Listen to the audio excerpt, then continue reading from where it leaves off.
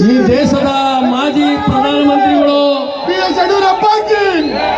ಈ ರಾಜ್ಯದ ಮಣ್ಣಿನ ಮಗ ಧೀಮಂತ ನಾಯಕ ಎಚ್.ಡಿ. ದೇವೇಗೌಡರಿಗೆ ಗೌಡರ ಗೌಡ ಗೌಡರ ಗೌಡ ಎಲ್ಲರ ಗೌಡ ಎಲ್ಲರ ಗೌಡ ಎಚ್.ಡಿ. ದೇವೇಗೌಡರಿಗೆ